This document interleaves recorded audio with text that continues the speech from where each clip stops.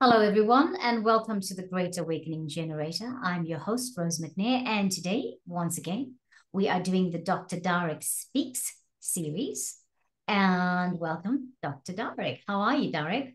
Thank you. Well, just coming out of having my head in IRD accounts for the end of the year thing, so Yes, generally good. good, good. Right, so thank you again for joining us. And you got an interesting topic. I'm calling it Divine Connection. Please tell us what we're talking about today.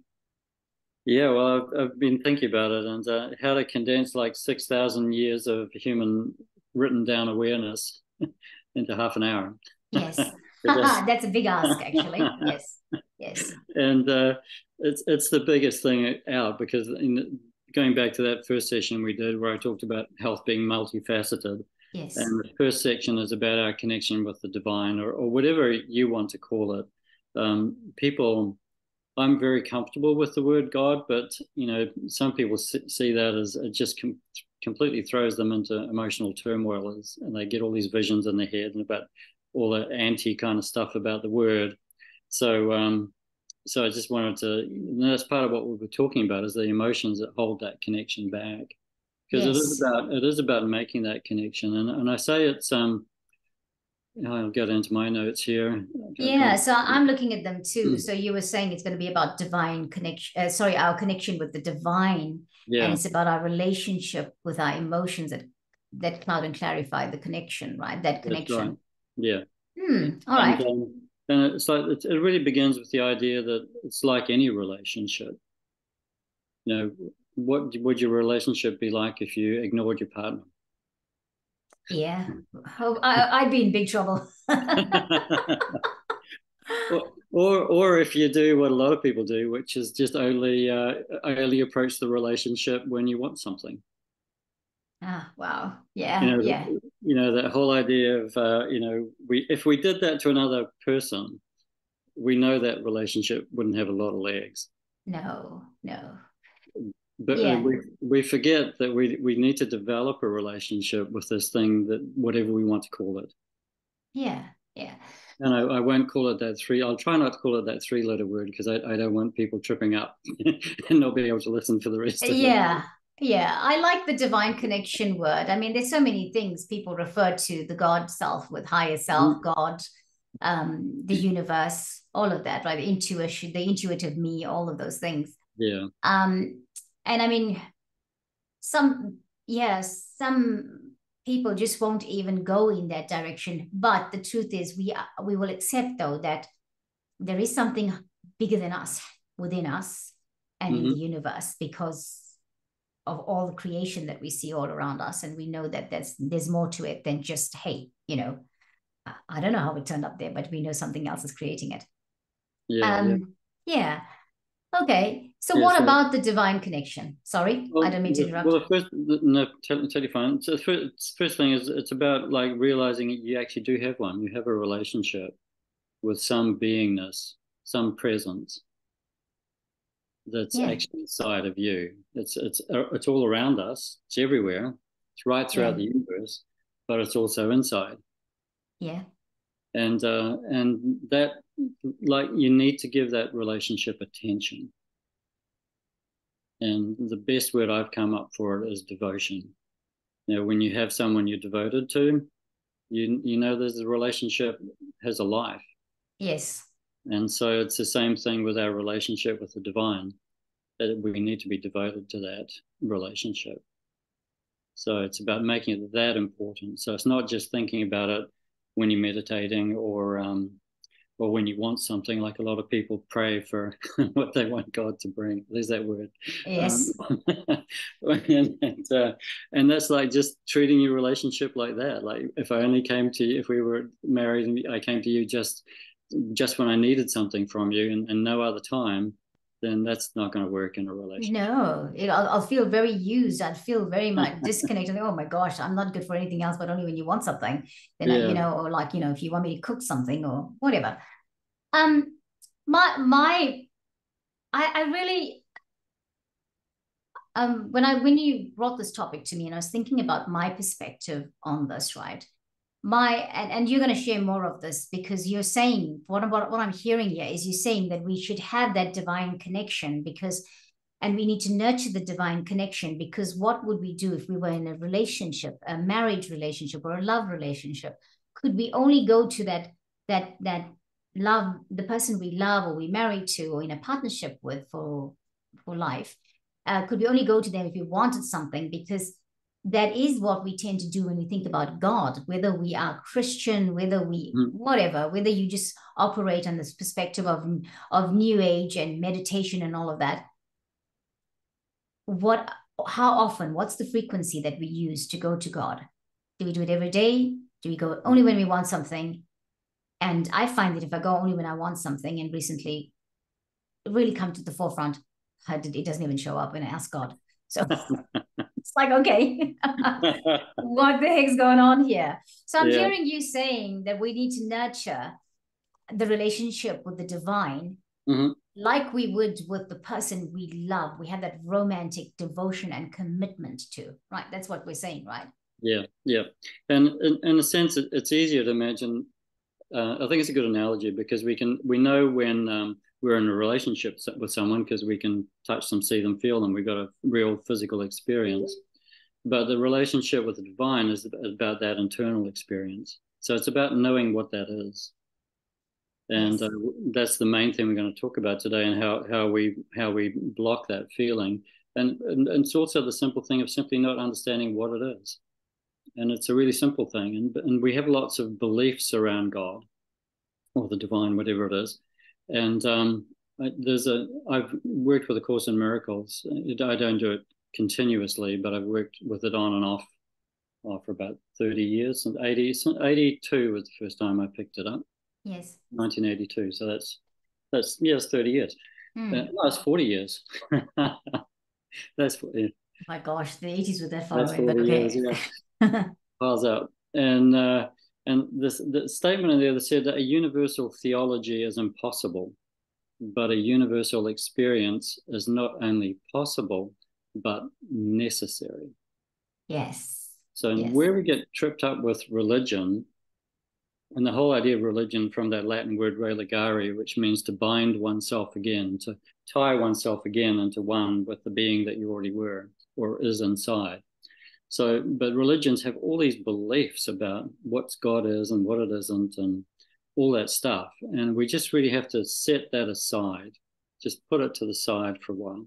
And then, because what we're looking for is we're looking for that universal experience. So a universal theology, a universal belief is going to be impossible, but we can all have a universal experience, which is not only possible, but is actually necessary. And it's that universal experience that I'm saying is that reflection of your connection to the divine. Yes, absolutely. It's really about the idea of, I call it the trilogy of love, peace, and joy.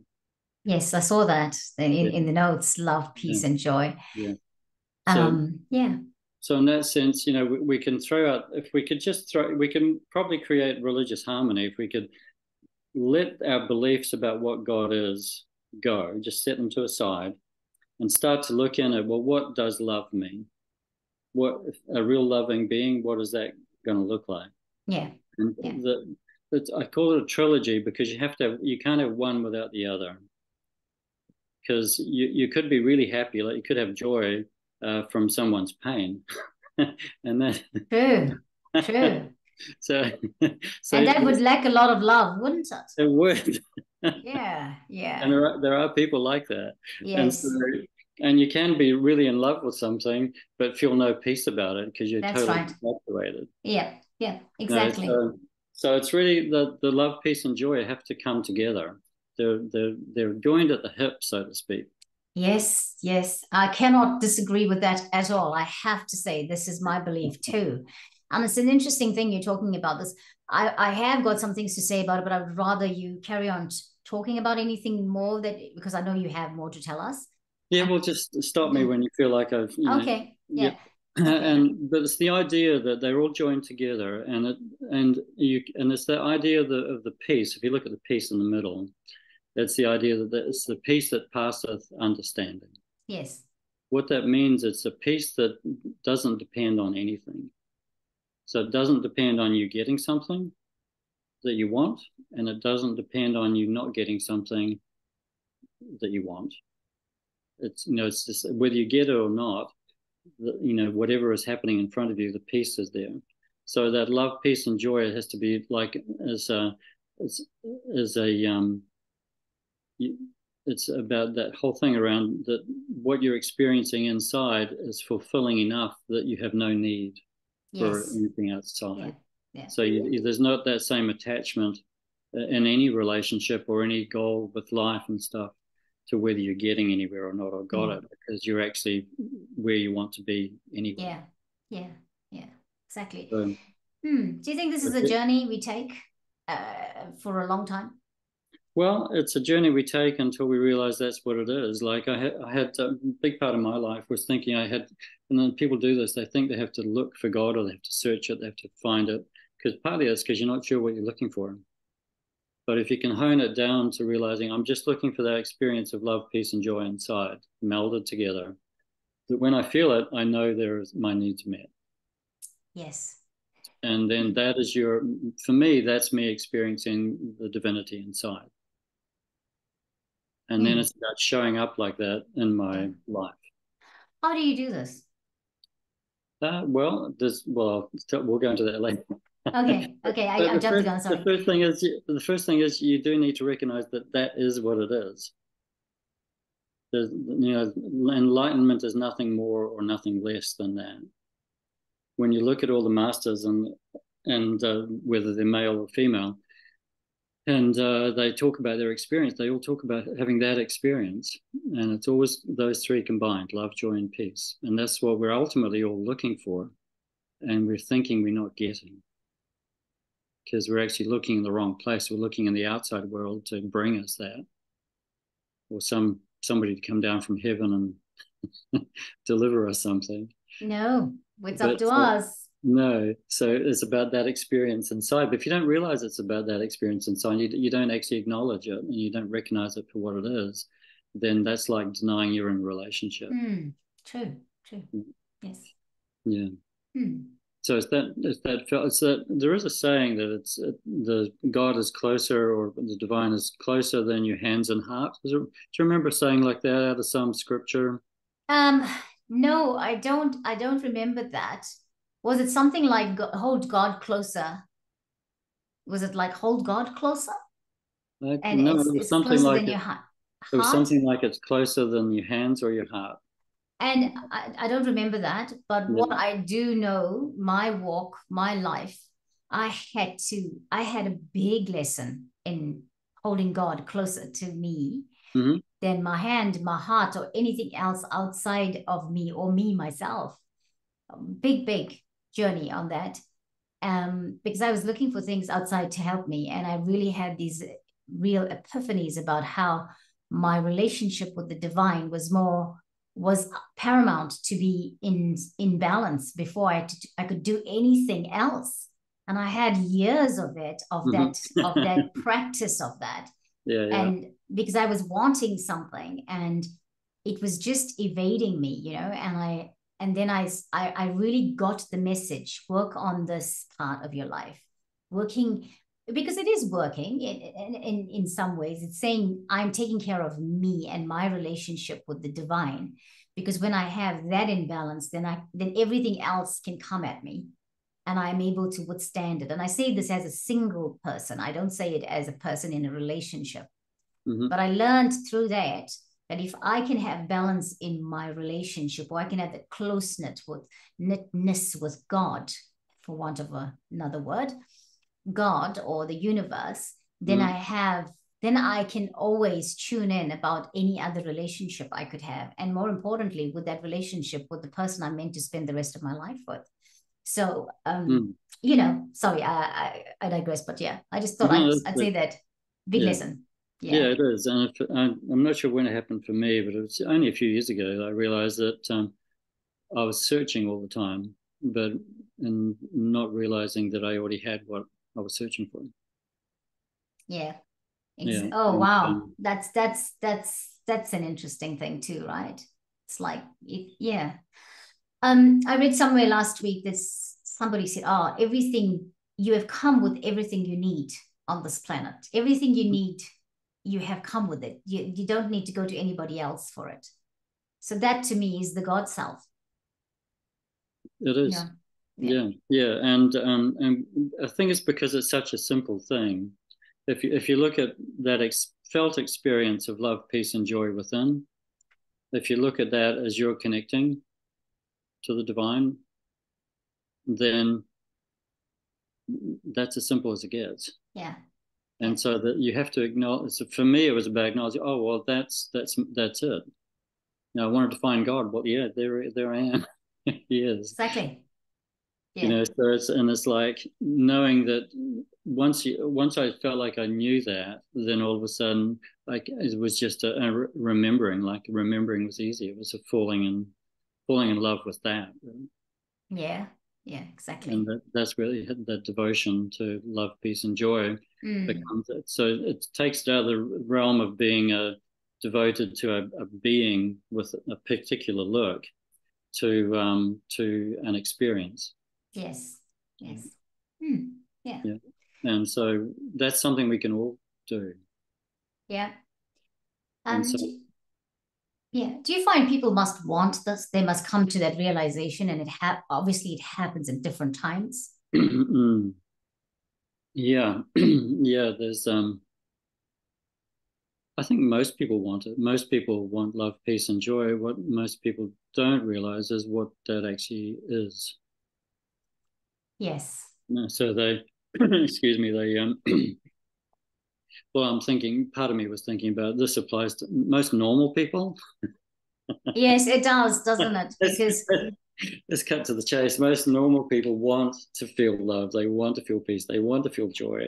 They yeah. just don't realize they can have it all together, and they think that Mm. it's something they have got to get in the world to make them feel that way. But if you realize that's an internal process, it's not Yep. whether no matter what happens or doesn't happen in the world, we can feel that that feeling is available to us, Yes.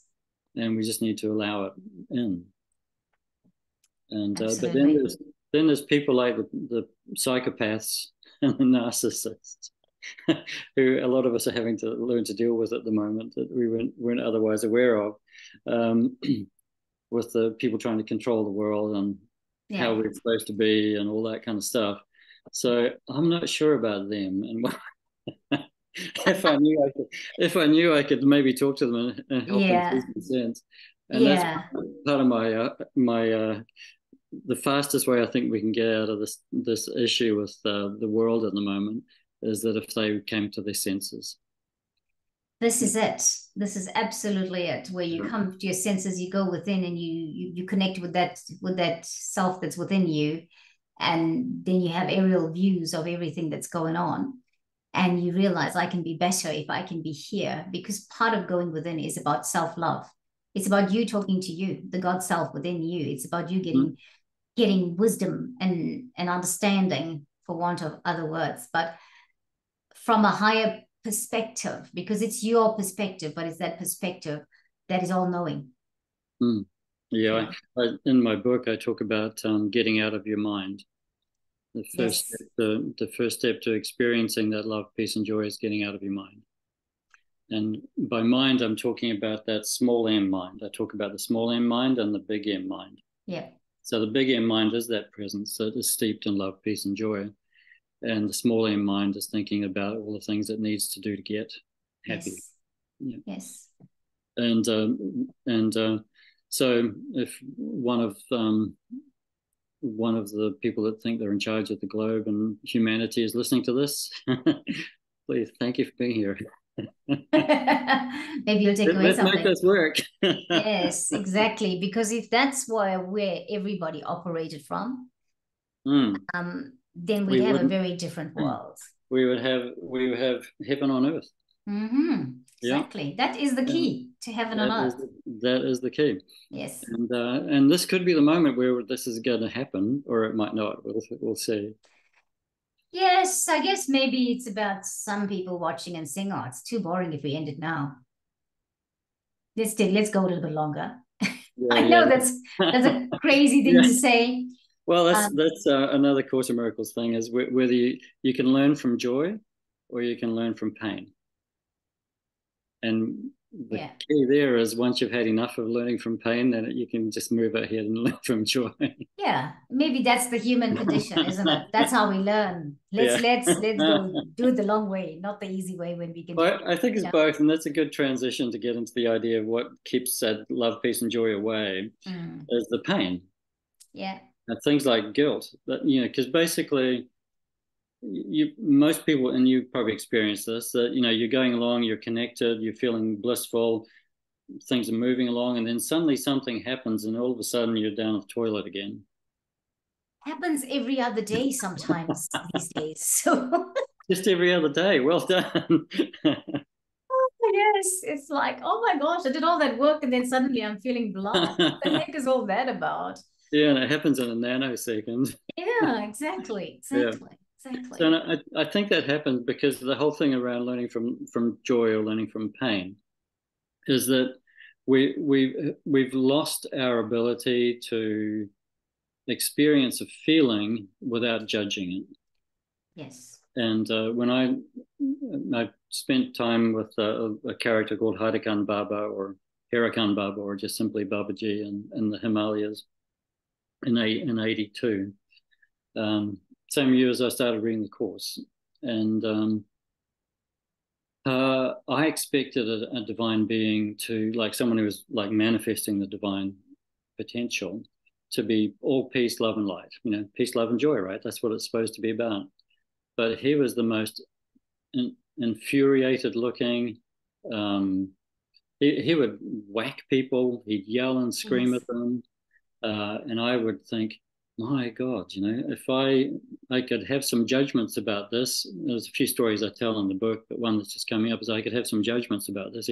We were cleaning up a temple drain, and this little old lady came and sat down, and everyone came and looked, and he just came storming into the middle of it, throwing everyone away and pushing them and kicking an old lady in the face and just telling them to scarper and go to work. Because Oh my karma God. yoga was what what the ashram was supposed to be about, sitting Yeah. around chatting. And I thought, God, I could have some serious judgments about this, but I'll just assume that everything is happening for everyone's best good. Yeah. And as soon as I had that thought, he grabbed me by the wrist, and I think it was my right wrist, and he just pulled me around, and he continued to yell at people and whack them, and I just got that, yeah, it's our judgment on our emotions. Wow. And it's like it was that lesson with him. I spent 2 or 3 months with him, and I had this kind of vision of enlightenment being all peace and love. The whole, if you ever watched Kung Fu, that old everything is mellow. There's no upset. Yeah. Everything Yeah, is relative. yeah, It's happening, but you just keep going, keep flowing. yeah. It's kind of a hard, not hard, it's a big ask for people, right? And I guess maybe that's why we're in the state that we're in, because it's taken us a long time, I believe, to awaken to this that you're talking about being in Mm, a mind space of, because what I think, when you are divinely connected, we've been so asleep about how to be divinely connected or what to do to be divinely connected, and yet mm, it's not like all this expensive stuff that we could be doing, that we've been told you can go and do this, you can go and have a spa and you'll feel relaxed, you'll have joy, and all of that is, I love having a spa, I'm not against it, I really enjoy it, but that kind of thing is temporary for that moment in space, and you might have the effects of it for like 24 hours, and depending on what spa you had, if it was health or whatever, it'll take you to a space and time. But the one connection that gives you the complete peace is that divine connection, yeah, because we've got to stand straight, stand up, navigate life no matter what is happening, and the divine connection, I believe, is what helps you do that. So it I'm is. sorry if it sounded like I was jumping the gun here, but I just came to my thoughts and I thought, oh, yeah. It's all good. It's good to bounce off each other. But what I was saying is because of our relationship, because I saw Babaji having these feelings and sharing them with people, expressing them. He was like a 2-year-old having a tantrum a lot of the time. Yeah. And then I realized, well, if we could only let our feelings be like that. I mean, he never actually hurt anyone. The person he beat up the most used to burst out with joy when he whacked her with a big stick. Okay.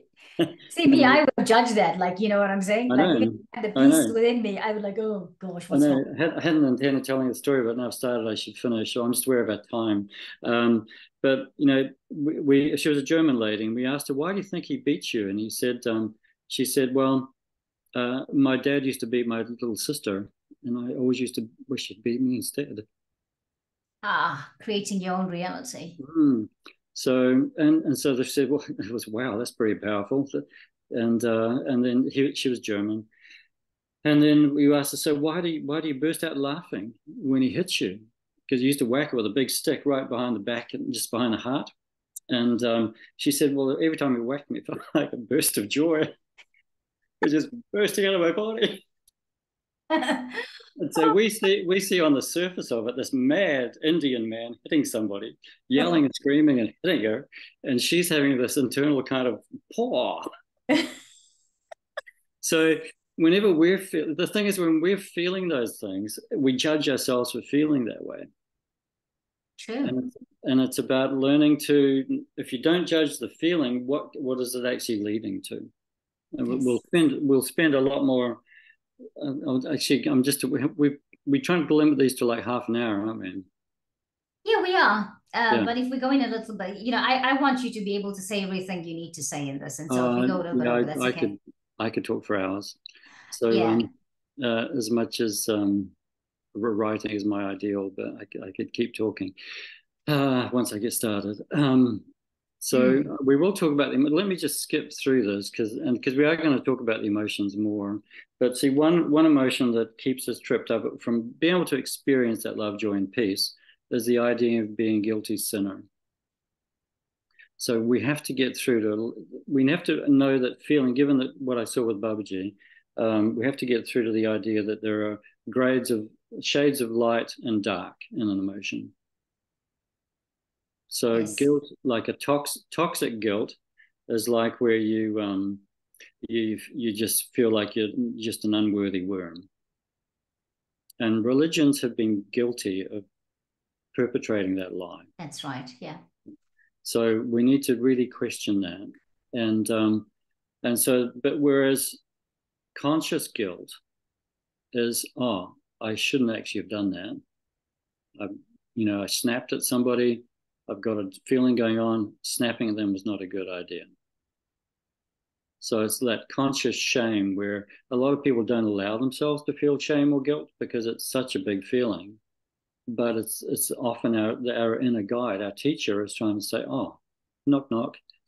Maybe that wasn't such a good idea. Is there a Yeah. better way we could do that? Yeah. So that's where Reflection. that whole light and dark perspective. And so there is guilt that will trap us for life, and there's guilt that will actually free us because it actually helps us to rearrange, to change tack, and to learn to do something different.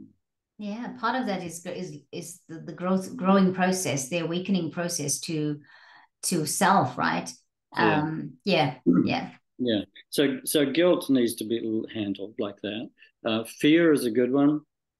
You know, basically the idea of fear is that so the other let me finish with guilt. So the idea is that once there's the idea that there's like an ideal point, and then there's like if you have a point up top and then a triangle with two sides. So there's the light and the dark spectrum, healthy guilt, unhealthy guilt, and then above that is innocence. So innocence looks down on all of it. Yes. And so Yes. love, peace, and joy come with innocence. Yes. So we'll do that with all the feelings. So, and then fear is just about, there's healthy fear, which is, oh, this person could hurt me, move out of the way, or a Yeah. car's coming, move out of the way. And there's unhealthy fear, is that anything can hurt you. Yes. You know, Yeah. I'm afraid of spiders. It's like that whole Yeah. thing. So there's fear. So I want to get through to people that all the emotions, because we tend to spiritualize feelings, that some are good and spiritual and some are not. Yeah. But they come in a light dark spectrum, and we need to be able to handle it all, see it all, and from that other point. So the above the line of fear is safety, obviously. Yes. We Yes. are, and that's that ultimate idea that no matter our body, no matter, we are not our body, we are spirit. Mm. So Mm. we are fundamentally can't be destroyed. Yeah. We are Exactly. safe. So and I'll just do a couple more: anger and grief, maybe helplessness. So anger is a really good one, and I used to hate feeling angry. I used to be terrified. I would be terrified of it, and but anger, and the negative side of it, or the dark side of anger, is where you want to kill someone as a result of what they've done to you or not done to you. And the light side of anger is standing up for what's right. Yeah. Yeah. So, and then above anger, I've come up with the idea of satisfaction. Mick Jagger song, "Can't Get No Satisfaction." Yes. Because Yes. of all the emotions, anger is about a need that isn't being met. I'm not getting something I want. Yes. You're not giving me. You're taking something away from me. And in the sense, if you're taking someone away from me and it's wrong for you to take it away, then that's standing up for that anger is a good anger. Yeah. And we need to allow ourselves to feel that anger. And that's where I think a lot of people don't allow themselves to feel at the moment with what's going on in the world. Yes. Yeah. We want to hide ourselves under the rock. Yeah, yeah. But, so we need to learn to be comfortable and learn how to express that, and we'll talk about that in other things. Yes, and in our future episodes, because we're going to Yeah, be talking about the emotions in future episodes, everybody. Yeah. So this is something that is a continued discussion. Yeah. Hmm. And maybe the last one, two more: grief, and then we'll go on to talk about how to foster that relationship with the divine. Yeah. And so grief, I think we've all experienced grief. When we lose someone, and I think that grief reminds us back to our original separation from God, from the divine, and so when you feel that connection back in again, then all of a sudden there is no grief. Yeah. So there's grief for losing someone, but it's like a healthy grief, the remembering. Yeah. Whereas the unhealthy grief is where you're just pinned to the floor for a life, because you haven't, partly that's because you haven't let yourself feel it. Yeah. Yeah. And so where am I going with that? And yeah, we're talking about the spectrum of it. We're talking about how it's both sides of it, right? You can have how you're feeling, which side of the scale is it, and I guess what you do with that. Yeah, and I was thinking, well, I was going to try it back to guilt, because I think that's one of our, when we, if it is true, we separated off, and I believe we did. So we lost consciousness of the connection. Yes. And then there's often the part in us that feels guilty that, we must have done something. So that's where the guilt comes in. We must have done something to do that. And that's where the getting tossed out of heaven kind of idea, thing came. Yeah, feeling rejected because it's like, what about, Yeah. And then the fear, oh gosh, God could do that to me, could cast me out. And that's where anger comes in against God, is the idea that, well, how dare you?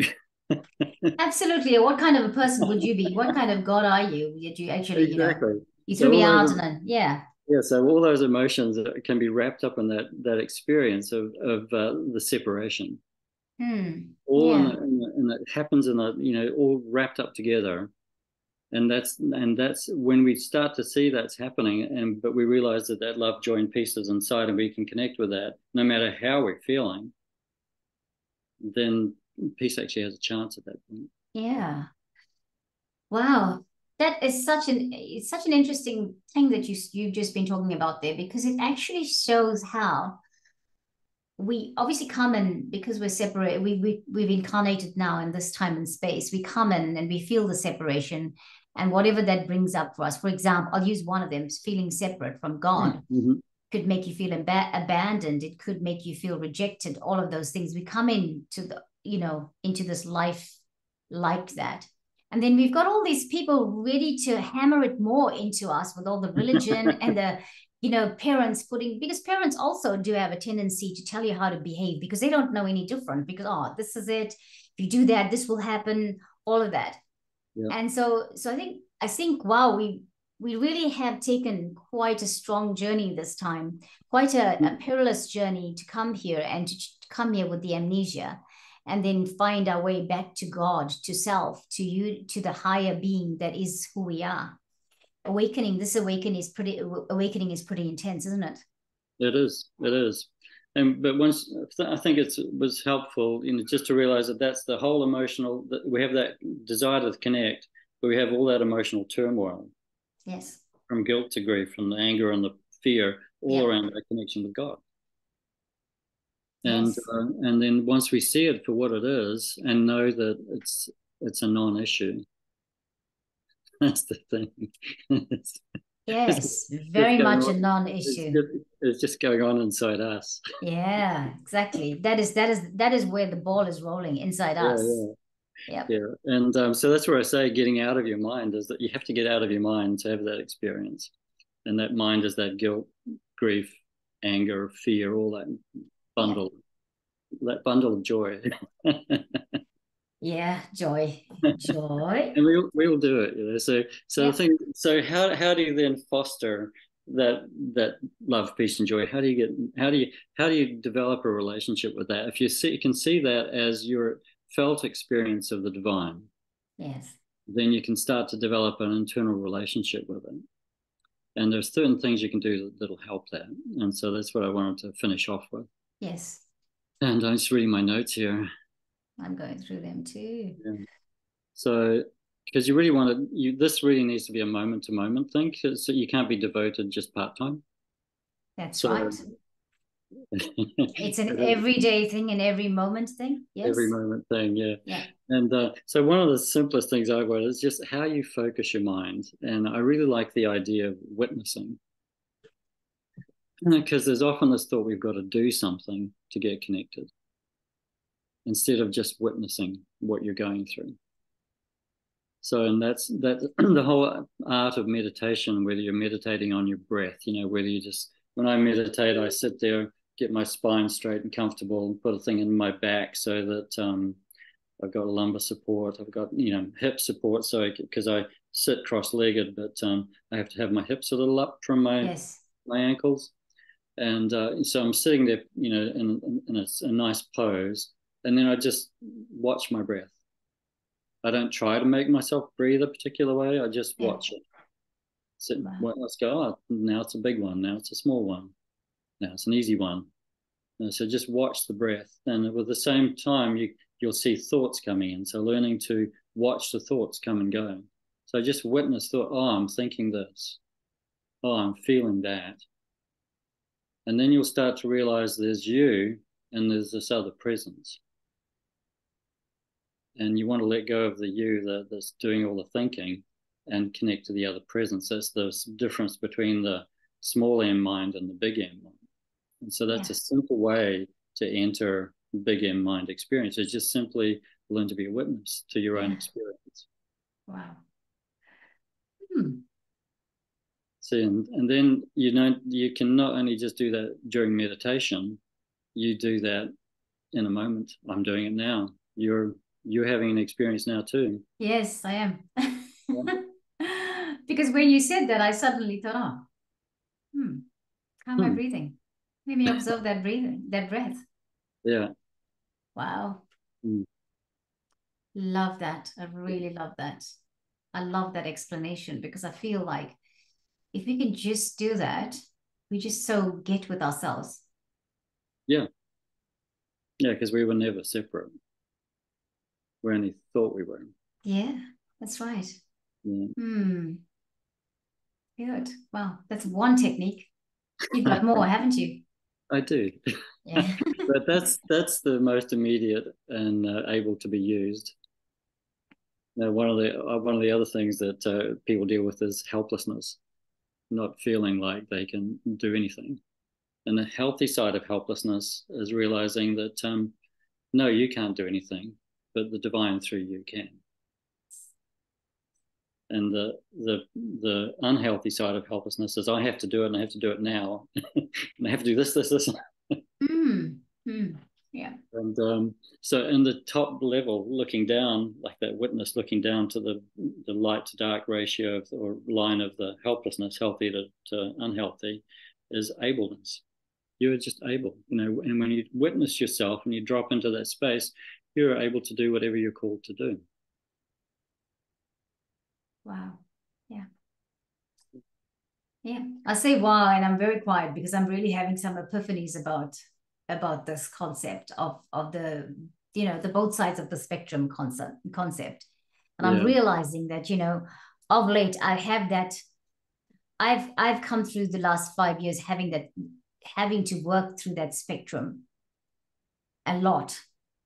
And I've been put in a situation where I have no security and I have to work through the spectrum because that is the lesson for me at the moment. yeah, Not fun, people, not fun. Yeah, yeah, it's like, okay, how will you choose? Which way will you go? Will you see this as a stumbling block or a roadblock, or will you see this as an opportunity? You know, sorry, I know about time. We're talking about time, but I just talk about the front door, right? I was yeah. having trouble unlocking the front door, and Mhm. I've been having inflammation in my hands, and so what I started doing is I started asking my unicorns for help to unlock the door. And then one day I said to them, "What's wrong with you that you help me, but you could just make it easy before I get to this point where I'm struggling?" And then a couple of days later, I was still doing the same thing, and I just heard WD-40. And I used the WD-40 to spray the key hole. I have no problems turning that key in the door anymore. And again, it comes back to what spectrum are you on? It's a simple, silly thing where Yeah, the yeah, answer is you could go the high road or you could go that low road yeah, or the perilous one. yeah, And the high road was use the WD-40 Rose. yeah. Yeah, well, that was you were able. You were given an instruction, and there it came. You listened. That's it, you And know? that's the thing, is that we get so busy in our minds. We're too busy in our minds to actually listen. That's You it. know, I used to say my biggest problem with God is he just didn't make it clear enough what he wanted me to do. No, you're not taking the time to listen. I just wasn't listening enough. Exactly. Exactly. Exactly. Wow. I think this carry on with whatever else you need to tell us Mm, because I realize you mm. have more to talk about. So carry on. We're just wrapping up now. So Yeah. that's the whole idea of witnessing, is like when you can see that you're stressing out about trying to open the door and relax instead of struggling with helplessness, relaxing into helplessness, then and knowing you're going to be okay, and then the answers can come. When you Wow. think about Einstein or anyone who's like the guy that created the benzene ring, the idea of how the benzene was structured, they get a lot of their inspiration when their mind's quiet. So Yeah. they think a lot, but it's when they let the mind go that inspiration comes through. Hmm. Mm. So that's where the witnessing is like immediately putting your mind at rest, because you can just watch it. You're not involved in it. You're not the little mouse going turning the hamster wheels. You're actually Yeah. watching. Yeah. You're taking time to step back. Okay, what's going Mm. on here? Yeah, yeah, What am I missing in the picture? yeah. And so that's all like happening in the moment. But the other things you can do just to get yourself into the moment is if like uh, just watching, being with your body. Again, it's the witnessing process when your body's moving. Eckhart Tolle talks about walking up a stairs, just paying attention to the movement. Hmm. We have proprioceptors in our joints, which helps us know which way to move. So if you pay attention to what your body's doing, you're basically listening to those proprioceptors. And if you Yeah. just witness that, take your mind out of everything else and just witness what the body's doing. So that's the essence of Hatha Yoga. It's the essence of Tai Chi. You're just Yeah. becoming present in your body. And you Yeah. don't have to do a practice to do that. You can just walk up the stairs with awareness. Mm. It's really talking about being right here, right now, in the present moment. When you observe how it feels to walk up a step, for example, using your example or Eckhart Tolle's example, right? Yeah. It's like what is happening? This body is moving automatically. The joints are moving automatically. So yeah, observing that, being Yeah. in the moment. Yeah. Yeah. And so I'll go through a couple more body things, Yes. and then I'll just talk about a bit about beliefs.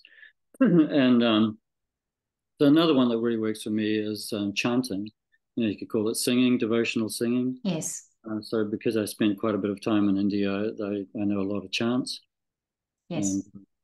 or I could just play them on YouTube. There's lots of them on YouTube. There's so much on YouTube. Yeah, Yep. and it's just that whole thing of one other way to get out of our mind, our small m mind, is to keep the mind busy, Yeah. something. So that's the whole idea of mantra, meditating on the mantra. But I like songs or devotional songs, and I love that they're in Sanskrit or Hindi because I don't understand them. Yes. So I can just get involved in the feeling of That's the the one. sound. Yeah. And so if I'm, I notice I'm particularly tripping out around or just ruminating too much on the world situation at the moment, because life Yes. is generally good. So if the world wasn't, in some kind of top-down kind of control drama at the moment, um, I I would just be teaching people to do this for fun, and instead of thinking I need to do something about that stuff Mm. happening out there. Yes. And then when I realize I'm just doing too much of that, I just start chanting, and that helps me connect. So whatever people like, I mean, there's Gregorian chant, so you can do like a Yeah. Christian chant. Um, Christmas carols, we've got those. Yes. Uh, but some kind of songs so that we are vibration, emotion. Energy and motion is emotion. So we are energy and motion. Yeah. Yeah. And love, peace, and joy have a vibration, and so do the others. And when they can come into harmony, when you actually allow them in your body, Yes. that's where we Yeah. need to see the play of emotion as something that's a good thing. Yeah, indeed. Indeed. I like the chanting. I do. Yeah. I listen to a lot of mantras myself. Mm. And some of them I don't understand because I do not speak many of the English. I don't, well, I have no language skills when it comes to the Indian languages, Yeah.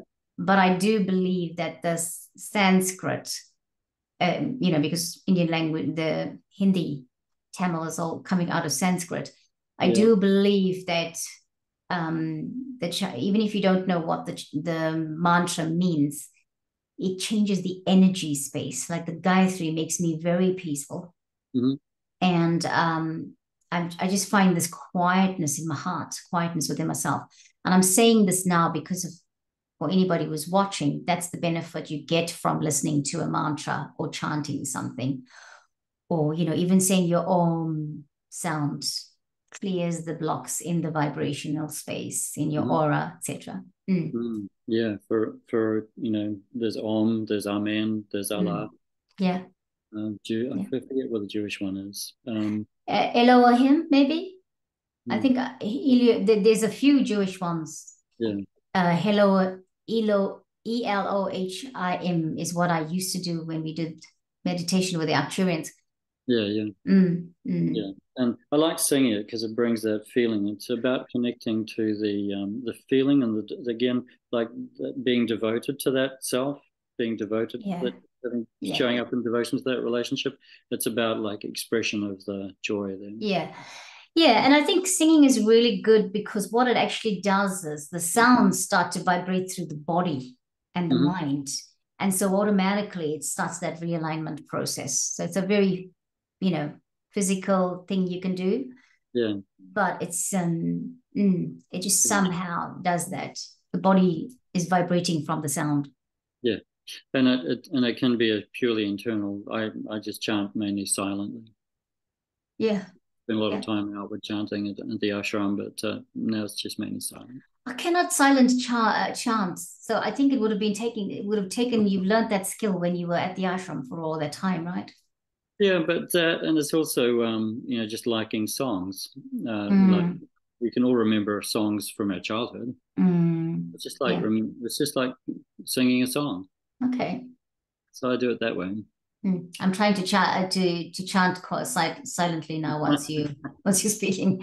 I can see why you could do that. Yeah, why, like you say, it's not Yeah, clearly it's an easy thing to do. yeah, and I can chant while I'm listening to someone. It helps me listen.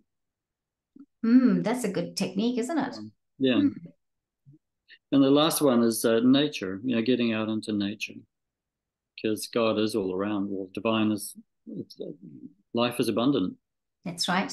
Yeah, and I'm looking out my window at the moment, and the whole idea of also barefoot in nature, I think is important. So the whole idea of very much so. earthing, where whole idea with that is we create free radicals in our body, but they discharge into the earth when we stand on the earth without Yes.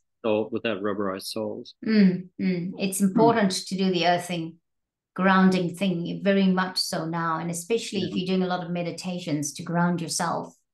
yeah. And I keep saying I need to go down to the beach and walk on it, and I haven't been doing it. Um, it is important to walk barefoot to do that earthing, grounding, or have that experience. So there's those four. Was it four things? There's the witnessing things like Yes, the breath, the thoughts, the feelings, our body movements. And then, so the witness is a big part of that. And then putting an active focus on that with your minds, chanting is one way. yes, And then putting an active focus on your mind, I'll also add on things like A Course in Miracles has this idea that the first lesson is nothing I see means anything. yes. I remember that. Yeah. It's really about learning that we create whatever meaning we see everything with. So it's learning to witness the meaning. So sometimes you have to actually use the mind and certain things like A Course in Miracles. I recommend the workbook. Just start with the workbook and just work through it. I've never even bothered to read the text right through, and that's like 40 years I've had that. I've read that book. I didn't Okay. do the workbook, but I read the text. Wow. We did it the other way around. How about that? Yeah, we did. I did it in 2008, I think, and I read it over 8 months. Wow. And if I'm not mistaken, I might have done it twice, if I'm not mistaken. I think I did it again. Like 3 months later, started doing it again. Yeah. It's at first I think, my gosh, I'm going where no man's gone before. I'm going where I don't even know where I'm going to when I started reading it. Yeah. But I think at the end of it, I was like, wow, I love how the explanations were. Yeah. It was a totally different. I'd just come out of church. I'd left church, and it was Mm. the best thing I could have done was to read A Course Mhm. in Miracles after that. Yeah. Yeah. Yeah.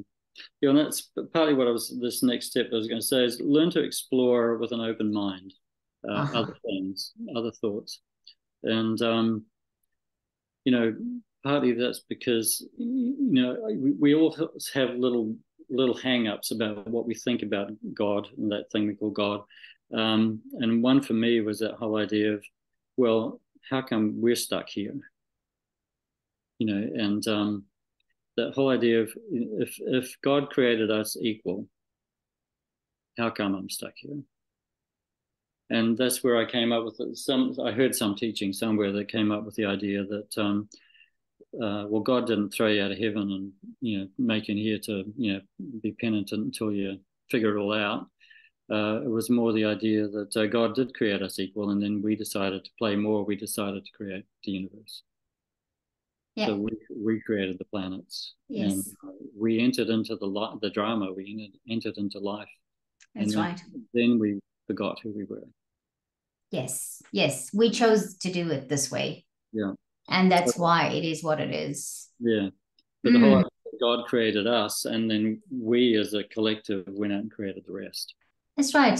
That's right. And also the thing is that we have created all this stuff about God. We've added human qualities to God, Mm-hmm. vindictive God, all that, and that's like, no, no, no, no, no, man, not at all. Yeah. So I like that you pointed out that we should be open. Yeah. We should take the chance to go beyond what we already know. Yeah. Because right now, from my experience of what's going on, it is absolutely necessary for humanity to do this. Yeah. Yeah.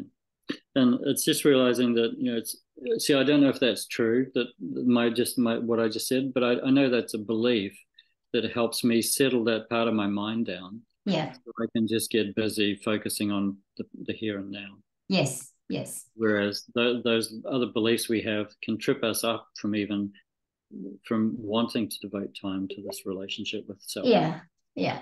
It can trip us up to a point where you don't even know what voice you're listening to. Mm-hmm.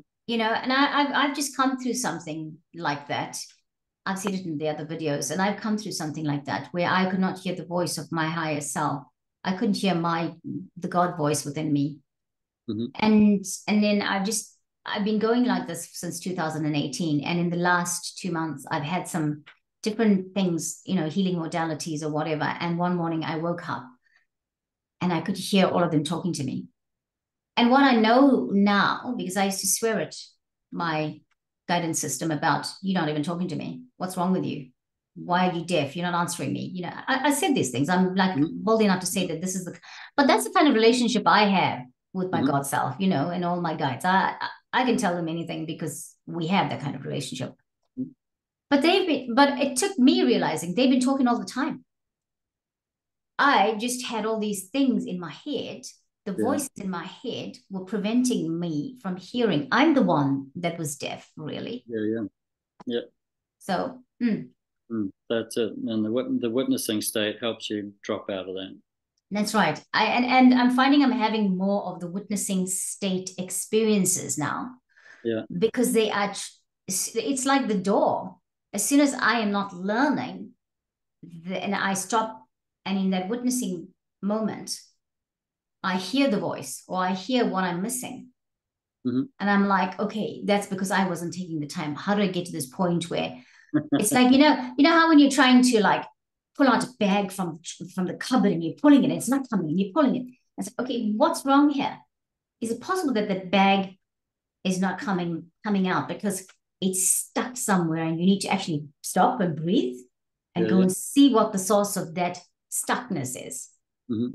All these words are so with other meanings in it in terms of our walk in life right now, right? Because this is the reason why we're stuck, because we're not taking time to find out, we're not taking time to breathe and observe and witness. Okay, what could be the cause of that? Yeah. Yeah. Yeah. Well said. It just came out. Anyway, thank you. Thank you. What else do you want to tell us, Darag, before we go? No, I think we've covered enough, and we've gone a little over time. But that was pretty much it. And the only other thing is for those listening to this to actually think about it and decide how you're going, because take a few moments, to actually write down your thoughts about what we've been talking about. What issues do you have you feel like gets in the way with your relationship with the divine or the infinite, whatever you want to call it, and what you're going to do about those. And is there anything we've talked about today that you can see you could put into practice more? Yes. And so then it's all about the n equals 1 ideas. N is a number of people in an experiment, and so if there's one person in an experiment, it's just one. It's often just you. And so you have to conduct that experiment with yourself to see, does this work or doesn't it? Yeah. And so it is about putting into practice what we've been talking about, so that you can have that experience. Back to that idea, it's a universal experience. Isn't only possible, but it's necessary. Very necessary. And it's about recognizing what that experience is, like we talked about, and acknowledging it for what it is, and developing a relationship with that. Yeah. Thank you so much for that. I want to add one last thing to this, and that is this: the world is accelerating in all aspects at the moment. The planet, there's an acceleration of so many things. We don't need to be on that acceleration to have peace of mind and peace within self. And if we can do these things, just to observe ourselves, to witness what we're feeling and thinking, we can start acting and being on the platform of empowerment to navigate life at the moment, because I think these are necessary things to navigate life as life is right now. So we have to be on the pace that, I believe, this is my thing, I have to be on my pace, the one that my higher self is calling me to. And that is about going within and making that connection. Yeah. All right. Thank you so much, Darag, for your time. And thank you, everyone, for joining us here on the series, Dr. Darag Speaks. We'll tell you why one of the days we called it that series. And we're just not ready yet to tell you. But we'll catch you next time. And yeah, take care of yourselves. And I hope we've given you lots of food for thought. Great. Bye-bye, everyone.